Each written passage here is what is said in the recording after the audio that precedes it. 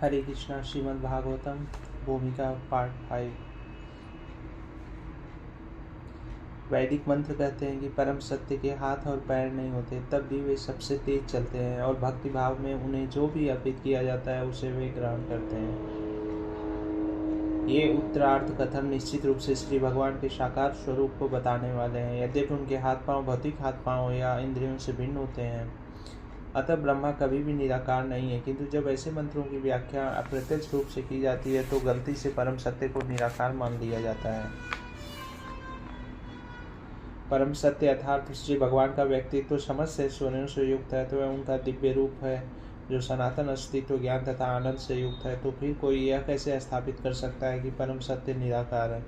ऐश्वर्यों से पूर्ण होने के कारण ब्रह्मा को अनेक शक्तियों वाला माना जाता है और विष्णु पुराण 6.760 के प्रमाण के अनुसार ये शक्तियाँ 3 प्रकार की होती हैं,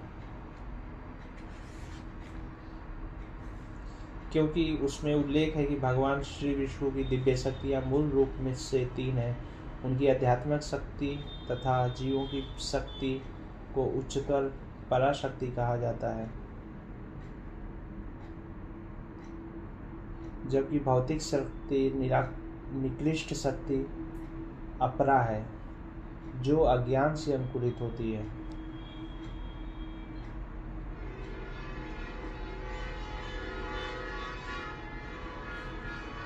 जीवों की शक्ति को क्षेत्रज्ञ शक्ति कहते हैं।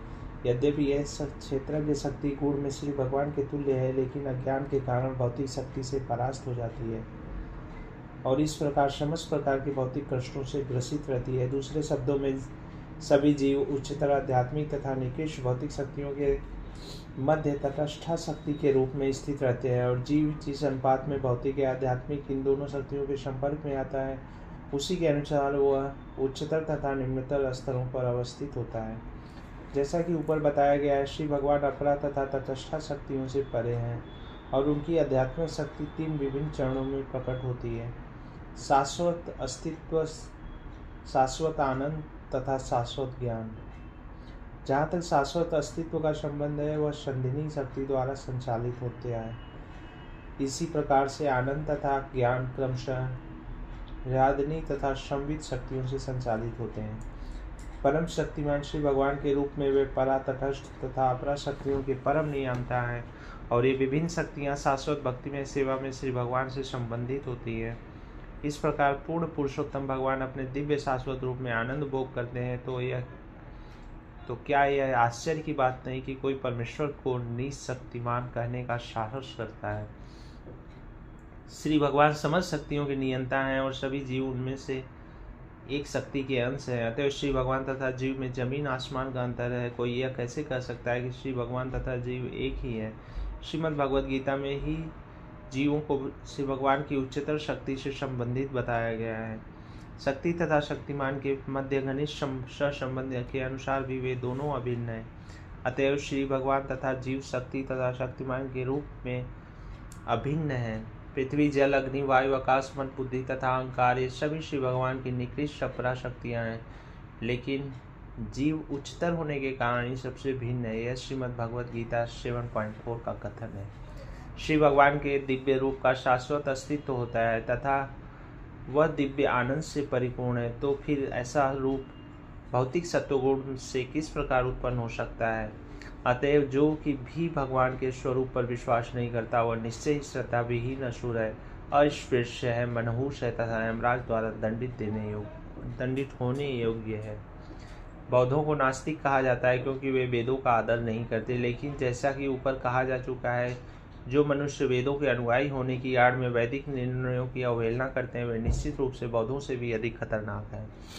श्री व्यासदेव के कृपा पूर्वक अपने वेदांत सूत्र में वैदिक ज्ञान संकलित किया, लेकिन यदि कोई मायावादी संप्रदाय जैसे कि शंकर संप्रदाय द्वारा निरूपित की व्याख्या सुने, तो निश्चित रूप से वह आत्म साक्षात्कार के पथ से भटक जाएगा।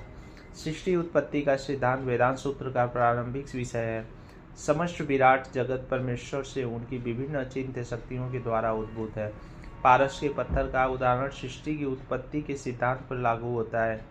पारस पत्थर लोहे की कितनी भी मात्रा को शून्य में बदल सकता है, लेकिन फिर भी वह पारस पत्थर वैसा ही बना रहता है। इसी प्रकार परमेश्वर अपनी अचिंत्य शक्तियों के द्वारा सभी दृश्य जगतों को उत्पन्न कर सकते हैं, तो भी वे पूर्ण तथा अपरिवर्तित बने रहते हैं। श्री भगवान पूर्ण है और यद्यपि उनसे अनेक पूर्ण उद्भूत होते हैं, फिर भी वे पूर्ण बने रहते हैं। मायावादी संप्रदाय में माया के सिद्धांत की वकालत इस आधार पर की जाती है कि सृष्टि उत्पत्ति का सिद्धांत परम सत्य में विकार का कारण बनेगा।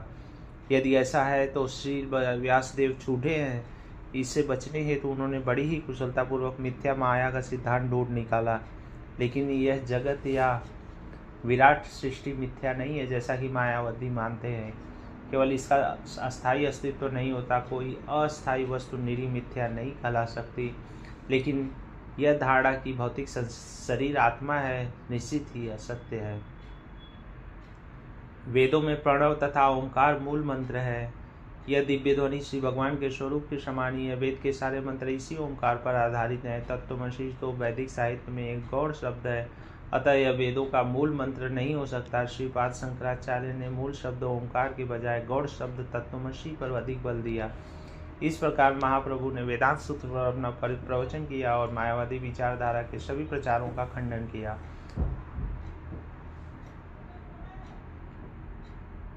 यद्यपि श्रील भट्टाचार्य ने अपने आप को तथा अपने मायावादी सिद्धांत को तर्क तथा व्याकरण के वाकजाल से बचाने का प्रयत्न किया, लेकिन महाप्रभु ने अपने जोरदार तर्कों से उन्हें परास्त कर दिया। उन्होंने साधिकार कहा कि हम सब श्री भगवान से शाश्वत रूप से संबंधित हैं और हमारे संबंधों के आदान प्रदान के लिए भक्ति में सेवा ही हमारा शाश्वत कर्तव्य है। ऐसे आदान प्रदान का परिणाम प्रेम या भगवत प्रेम की प्राप्ति है। जब भगवत प्रेम प्राप्त हो जाता है तब अन्य जीवों के प्रति प्रेम स्वतः ही उत्पन्न होता है, क्योंकि श्री भगवान ऐसे समस्त जीवों के क्षमाहार हैं।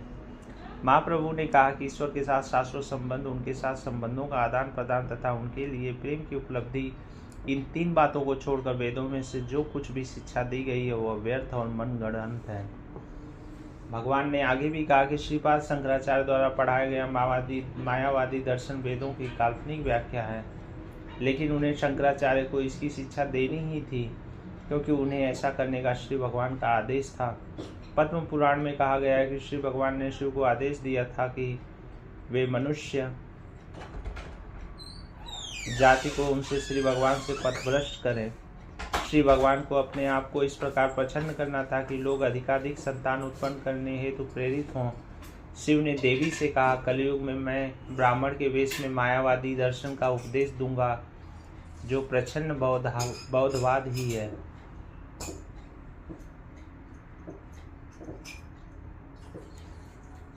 श्री चैतन्य महाप्रभु का शिक्षामृत में हमने इन सभी दार्शनिक जटिलताओं का विस्तार से वर्णन किया है। श्रीमद् भागवतम भी इन सभी का स्पष्टीकरण हुआ है। भगवान श्री चैतन्य महाप्रभु के इन प्रवचनों को सुनकर श्री भट्टाचार्य आश्चर्यचकित हुए और स्तब्ध रह गए और चुपचाप उनको देखते रहे।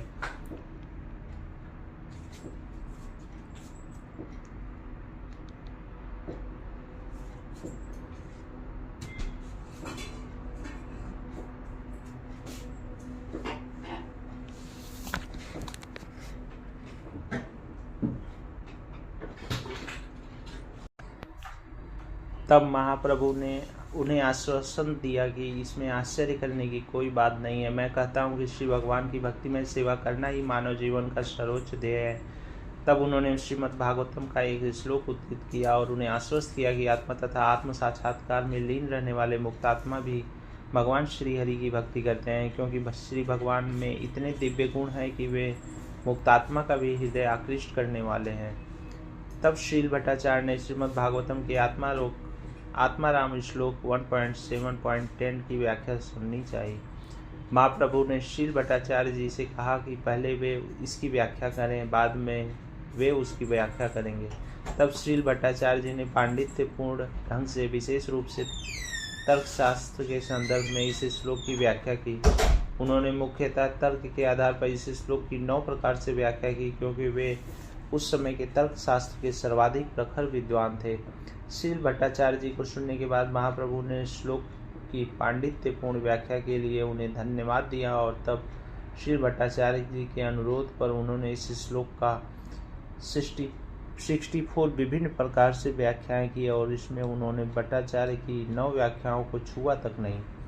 इस प्रकार महाप्रभु से आत्माराम श्लोक की व्याख्या सुनने के बाद श्री भट्टाचार्य जी को विश्वास हो गया कि किसी मृत प्राणी के लिए ऐसी विद्वतापूर्ण व्याख्या कर पाना संभव नहीं है। श्री चैतन्य महाप्रभु द्वारा की गई इस श्लोक की व्याख्या इतनी बड़ी है कि इससे एक छोटी पुस्तिका बन सकती है। अतः हमने भगवान श्री चैतन्य महाप्रभु का शिक्षामृत के एक अध्याय में इसकी पूरी व्याख्या प्रस्तुत की है।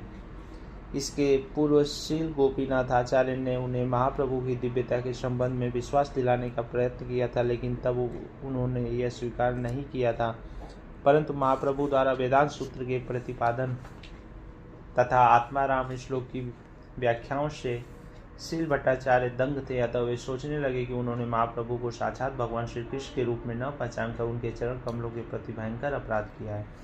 तब उन्होंने अपने पूर्वकृत व्यवहारों के लिए पश्चाताप करते हुए उनके समक्ष आत्मसमर्पण कर दिया और महाप्रभु ने दया करके श्रील भट्टाचार्य को स्वीकार कर लिया। अपनी अहेतुकी कृपा से महाप्रभु सर्वप्रथम अपने चतुर्भुज नारायण रूप में, फिर हाथ में बंसी लिए दिभुजी भगवान श्री कृष्ण रूप में प्रकट हुए। श्रील भट्टाचार्य तुरंत ही श्री भगवान के चरण कमलों पर गिर पड़े और उन्हीं की कृपा से उनकी प्रशंसा के कई उपयुक्त श्लोकों की रचना की। उन्होंने श्री भगवान की प्रशंसा में लगभग 100 श्लोकों की रचना की। तब श्री भगवान ने उन्हें हृदय से लगाया और दिव्य आनंद के कारण श्रील भट्टाचार्य अपने भौतिक जीवन की शुद्ध बुद्ध खो बैठे। अश्रु कंप, हृदय कंपन, स्वेद, रोमांच, नृत्य, गायन, क्रंदन तथा समाधि के 8 लक्षण श्रील भट्टाचार्य जी के शरीर में प्रकट हो गए। श्री गोपीनाथ आचार्य अत्यंत प्रसन्न हुए और भगवत कृपा से अपने साले को इस प्रकार अद्भुत ढंग से परिवर्तित होते हुए देखकर विस्मित हो गए। श्री भगवान की प्रशंसा से श्री भट्टाचार्य द्वारा रचित 100 उत्तम श्लोकों में से निम्नलिखित 2 श्लोक अत्यधिक महत्वपूर्ण है और इन्हीं में भगवान के जीवन कार्य का सार भी है। फर्स्ट, मुझे उन श्री भगवान की शरण में जाने दो जो अभी भगवान श्री चैतन्य महाप्रभु के रूप में प्रकट हुए हैं। वे करुणा के सागर हैं और वे अब भौतिक विरक्ति, ज्ञान तथा उनकी भक्ति में सेवा सिखाने हेतु स्वयं अवतरित हुए हैं। सेकेंड, चूँकि श्री भगवान की शुद्ध भक्ति कालांतर में विलीन हो चुकी है, अतः उसके सिद्धांतों को पुनर्जीवित करने हेतु श्री भगवान प्रकट हुए हैं। अतः मैं उनके चरण कमलों में प्रणाम करता हूँ। महाप्रभु ने मुक्ति शब्द की व्याख्या करते हुए उसे श्री विष्णु या श्री भगवान के समतुल्य बताया। मुक्ति प्राप्त करने का अर्थ है भौतिक अस्तित्व से छुटकारा और यही है भगवान की सेवा की प्राप्ति। तत्पश्चात महाप्रभु कुछ काल के लिए दक्षिण भारत की ओर चले